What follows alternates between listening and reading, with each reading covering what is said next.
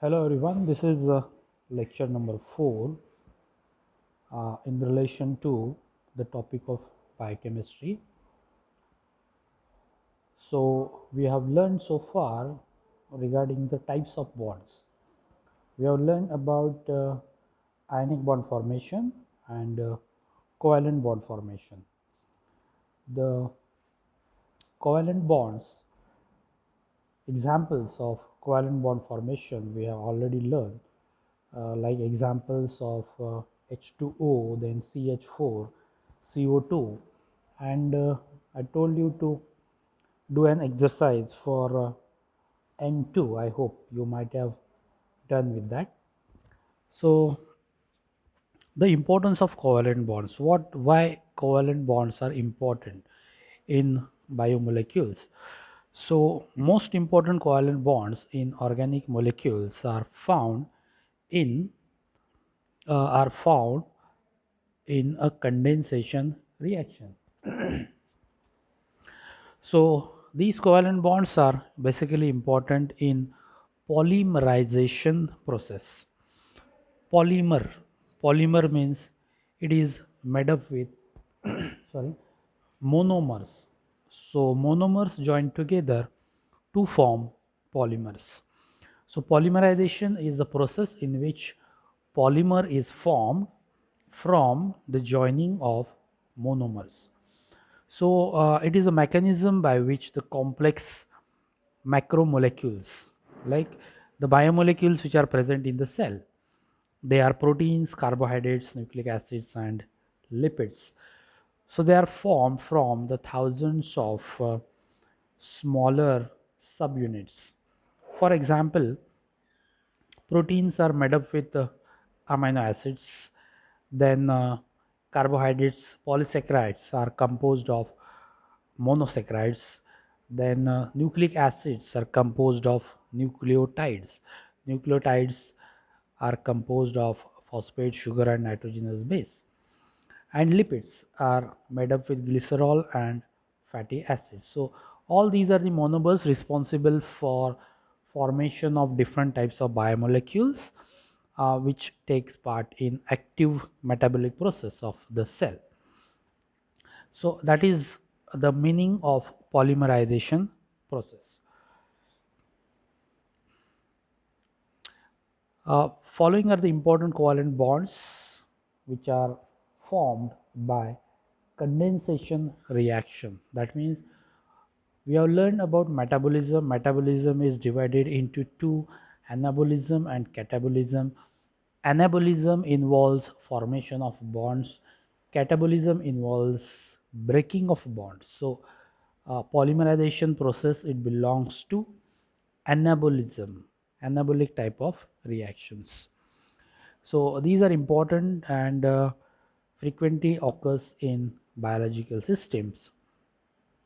So what are these covalent bonds? They are named according to the type of biomolecule in which they are present. Say for example, ester bonds. Ester bonds are present in fats, oils, waxes, and related compounds. Means they are basically present in lipids. Then ether bonds are also present in lipids. Second, phosphate ester bonds. Phosphate ester bonds. So typical in that is phosphodiester bond. So this phosphodiester bond is present in nucleic acids, that is in double stranded or single stranded DNA and single stranded RNA.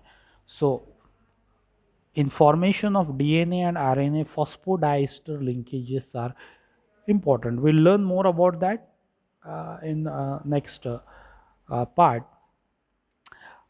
Phosphate ester bonds are of course very important in energy rich compounds. So they are present in ATP. ATP is adenosine triphosphate. ADP is adenosine diphosphate, and AMP is adenosine monophosphate. All these are energy rich compounds. So energy is conserved in these phosphate ester bonds in ATP, ADP and AMP. So whenever these bonds are broken, the energy is released. So these bonds conserves energy which is released when the bonds are broken. Third type of covalent linkage important in biomolecules is thioester bonds. So these bonds are important in storage and transfer of energy in the cell. Same like phosphate ester bonds, they are also energy rich. Then next one is peptide bonds. Peptide bonds are present between two amino acids. Amino acids are the building blocks of proteins. So proteins are made up with amino acid monomers. So when two amino acids bind together, there is formation of a CONH linkage, and that CONH linkage is nothing but peptide bond. So these bonds are very important in the formation of peptides, polypeptides and proteins. We'll learn more about the differences between peptides, polypeptides and proteins. Then the next type of bonds are covalent bonds, which are stronger, present in biomolecules like carbohydrates, are glycosidic bonds. Glycosidic bonds are present between two monosaccharides. So when two monosaccharides join together, it leads to formation of a glycosidic bond. So it leads to formation of disaccharides, oligosaccharides and polysaccharides such as starch, cellulose, etc. etc.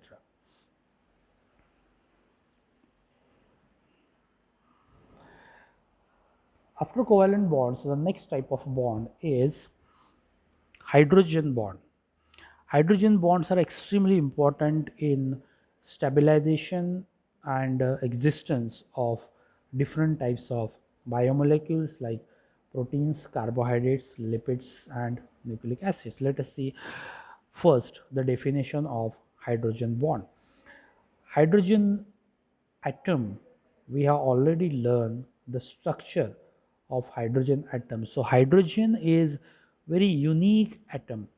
It is unique in having only one only one electron, and there is only one proton, and there is absence of neutron in the nucleus. So that is the unique structure of hydrogen that we have already learned.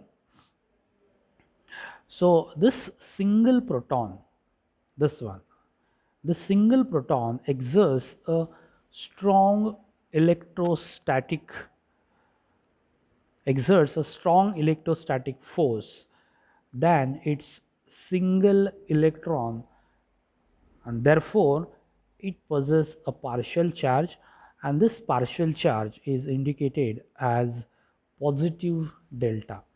So this shows that the hydrogen atom is electropositive. This is called as the electropositive effect of hydrogen atom.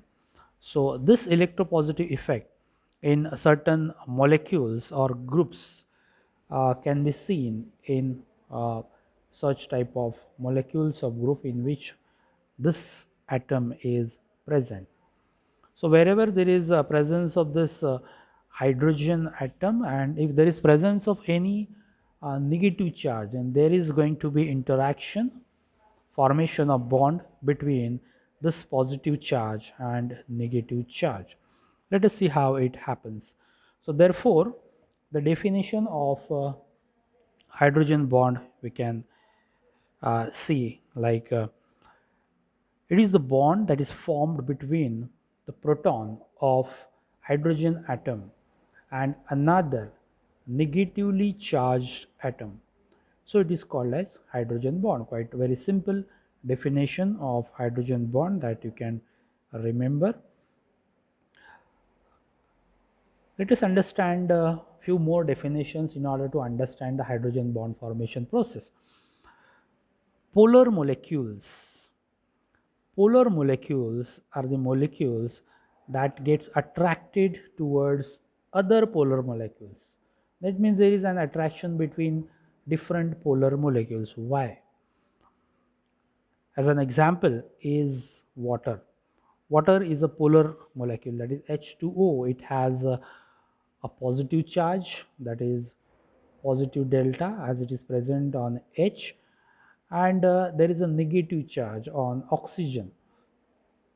So the attraction between positive and negative charge, it leads to formation of water compound. So water is a polar molecule that binds to other water molecule.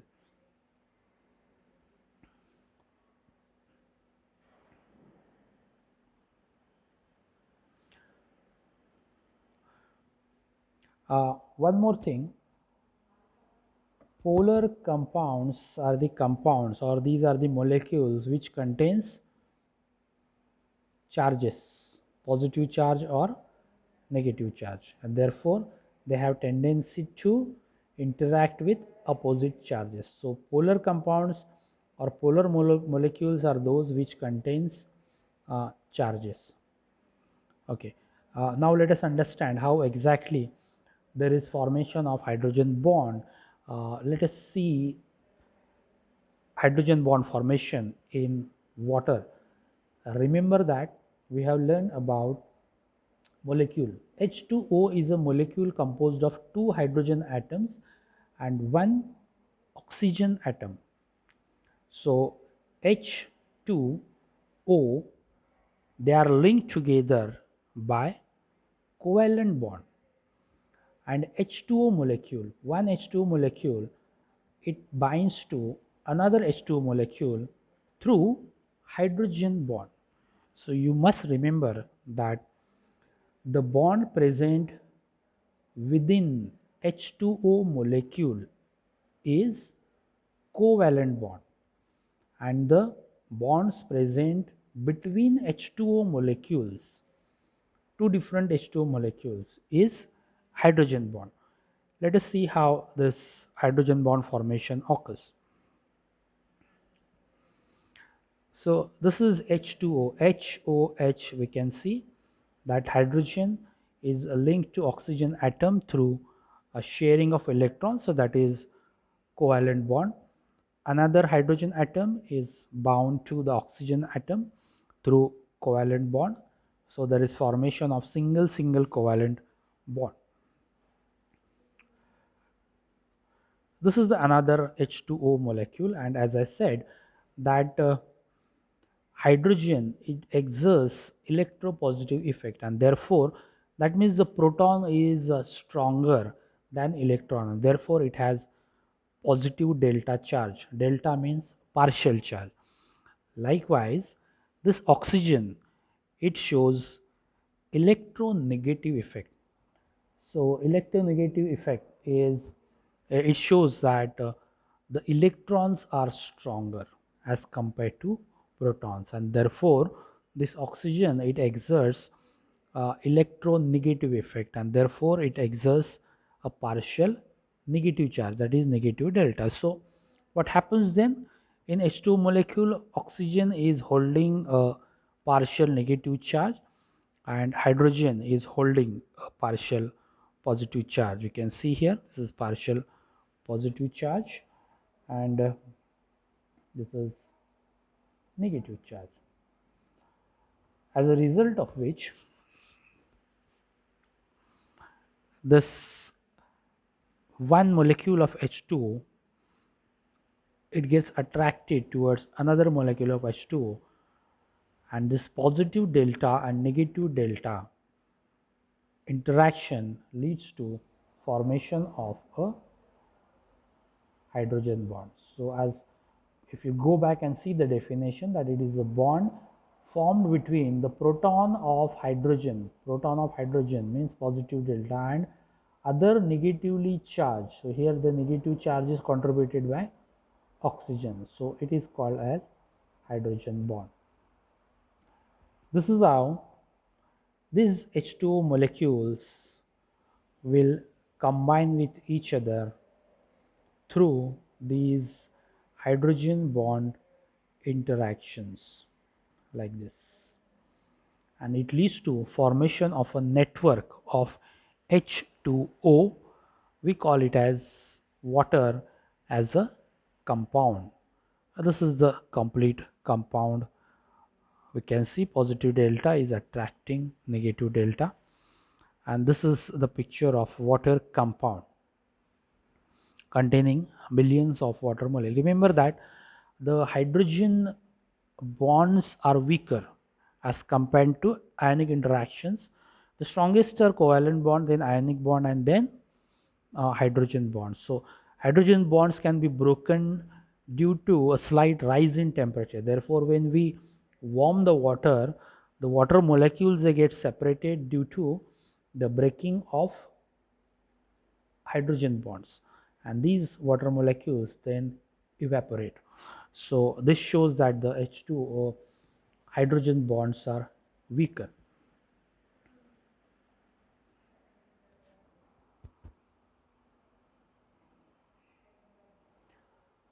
So going back to the definition of polar, molecules with positively and negatively charged areas are called as polar molecules. That means presence of charges, positive, negative, positive delta or negative delta. Such type of molecules are called as polar molecules. And these polar molecules tend to attracted to other polar molecules, such as water molecules are attached to each other, like we have seen in the earlier diagram, in which there is formation of water compound due to formation of hydrogen bonds.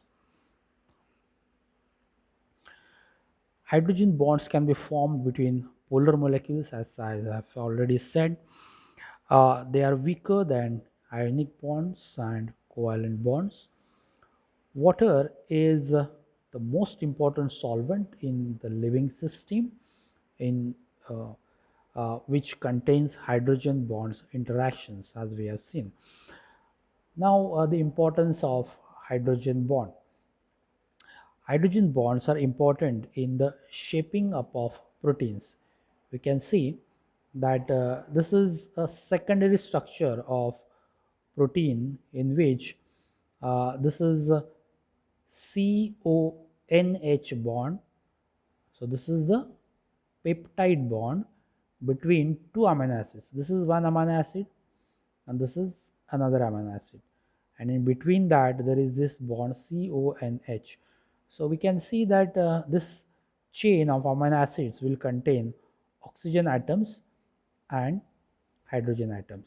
Along with that, few oxygen and hydrogen atoms will be contributed by this R group. We'll learn more about this R group later on. So if there is presence of O and there is presence of H, then it leads to formation of this linkage, which is called as hydrogen bond. So this secondary structure of protein is formed due to these hydrogen bonds. Okay, that is the importance of hydrogen bonds in formation of secondary structure of protein.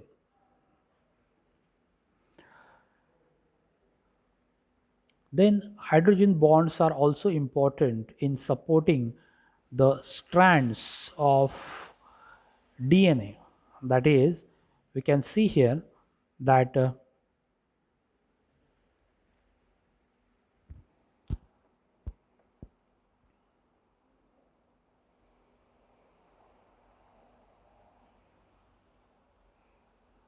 this this is the structure of double stranded DNA.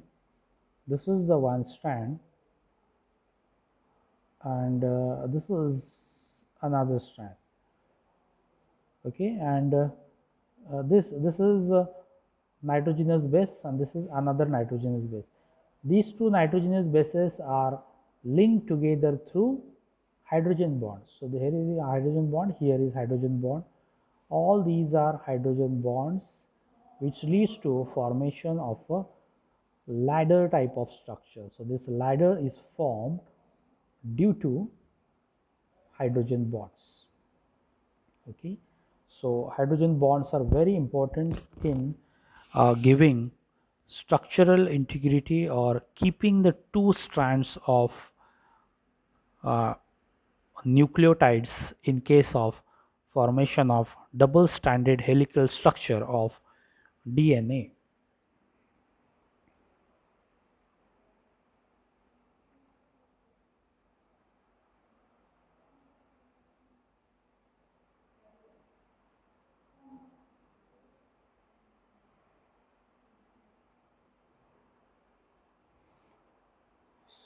Okay, so that is all about the